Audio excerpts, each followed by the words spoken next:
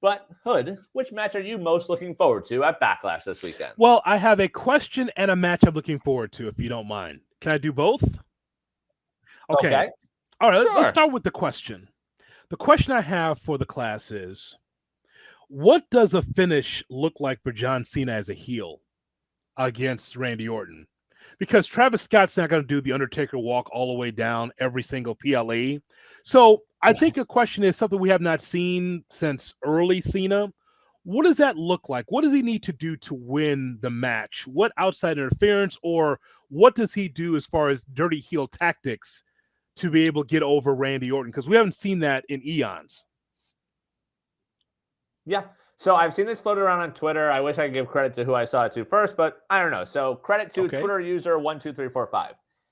What if they do the Cena pulls the ref and gets the DQ like Orton did versus him years ago? You could do that under Vince because there was no imagination. Could you imagine today? He's ruining wrestling. That would be sort of the angle. It's just like, hey, you go home, St. Louis. I'm still the champ. That would be the hell of a gimmick to go home. I mean, you're going to your car saying, "Can you Right. believe that finish?" But then again, we already went through that. Can you believe that finish? And people had to leave the arena with that. So yeah, I think that's before I answer the initial question. I just think that is something that's on my mind. Of you saw Cena kind of colored by the numbers, rusty, pale, just getting through against Cody Rhodes, and the interference from Travis Scott made somewhat of a difference. But now against a really good Randy Orton now. I know he's in the prime of his career as well, but taking on Cena, that's the champion. I want to know what that looks like at the end. Like, what more can Cena do? Because Cena and Rhodes was flat. Can these two recreate the magic that we saw from years ago? I mean, my hopes aren't high, to be honest with you. Like, I don't think we're going to have a banger out there. I think they're going to do what they have to do. I don't know. Yeah, like Travis Scott's not there. I don't know what interference looks like, but I see 15 minutes of actual wrestling, and then we go home and Cena's still a champ. Yeah, I suppose that's the case. I guess the matchup that deserves to be high on the card, that's done a great job, is Lyra and Becky, because we were wondering what is Lyra Valkyria, and I just think that the promos and the physicality has been very solid between the two. It's one thing for Becky Lynch and to say what she's doing, and yeah, she's deep into her heel persona, but Lyra Valkyria is going step for step with her in promos, very similar to what we saw with Tiffy and Charlotte, where Lyra's not taking a step back. She's not just happy to be here, and I love it. Yeah, I completely agree. That was the one I had also. Like, I'm intrigued by what that looks like in the ring, like what we've seen on the mic from Lyra these last couple of weeks. I don't think we knew she had in her. Like, we've talked a lot with her where she's the champ, but like we want to see more. We have seen more from her these last couple of weeks. I don't think she retains, but I think that'd be a pretty awesome story if somehow she does. I think that's been very good. I think some of the other matches, I think they just fall short. And this is a very strange pay-per-view or PLE for WWE, because I feel like they need a little something, like a return of some distinction. They kind of just put that out there on Raw, like Punk comes out of nowhere unannounced. And I just thought that's interesting. Imagine he come back in the pay-per-view. But I like to know if there's going to be a return, because I think that this particular show needs a little juice of someone to return and make an impact. Yeah, but I mean, you mentioned that Raw example. There's no Rollins on this card. Rollins, Punk, Heyman, Breaker, like they're not on this card. So like they're sort of the hottest angle right now in WWE, and we got all their stuff Monday.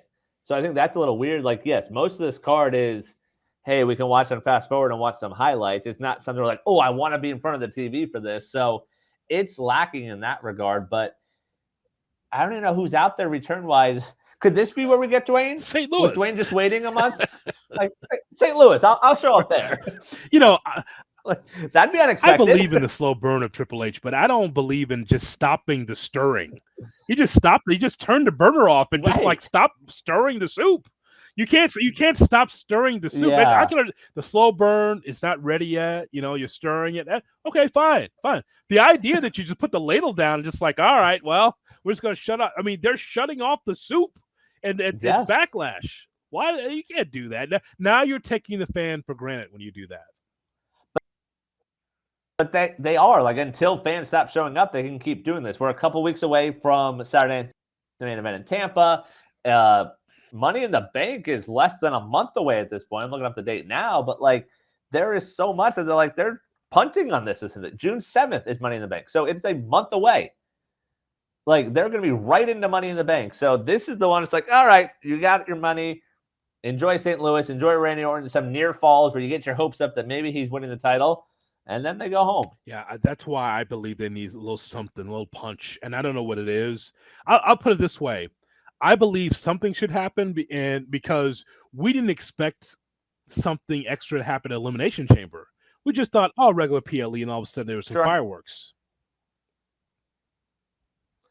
If there's a spot where something could make sense, I wonder if it's Gunther and McAfee. Like McAfee's getting beat down, and then someone returns or someone makes an appearance and then sets up something for Gunther to move forward. What if Brock shows up? Yeah. I've been reading the Janelle Grant stuff lately. I've not seen his name lately. So I think he's somewhere buried in those documents somewhere. But I mean, his name has been very quiet as of late, unless he's not interested. I have no idea. Yeah, I mean, I think that's very fair. I think also TKO, like at least in the UFC side, has shown they don't care that much. If you're going to make them money, like, yeah, we could sweep some stuff under the rug and move on from there. So I don't think that's that outlandish. Triple H, you think that Tony Khan's really into Twitter X and really looking through and trying to figure out what people are saying. Clearly, Triple H is doing the same thing just based on interviews during WrestleMania. I mean, right. And by the way, when we talk WWE, you might as well be talking about regular sports, just general sports. When you have general managers and you have managers and players that look through social media to find out what's people saying about them because they can't help it. Triple H is the same way. And so that's why he wants to be at that press conference and say, hey, we brought X back. We brought someone back just to keep the interest, because otherwise it's just a one-match show. It really is. Right. But, like, they don't care. Like, we're going to Tampa. We're going to Saturday night's main event. Like, Cena's on the poster for that, so do they just run back Cena and Orton that night? Like, we got a wonky finish in St. Louis, and it's like, all right, we'll do it again in Tampa, cage match, no DQ, the T-shirts whatever. And the placard says, one last time, one more match. You saw it. I also was in the building for Rock Cena once in a lifetime, and they did that again the next year. And I think we might get a third one this year. Are you going to Saturday night's main event? Are you going to Tampa? I'm debating. It's about a 3.5-hour ride for me, so I'm debating making the ride over. You've never been to a Saturday night's main event. Yeah, so that would just be just one bucket list. Reach out to Joe Tess. He'll be there. Talk to him. I think that would be kind of cool.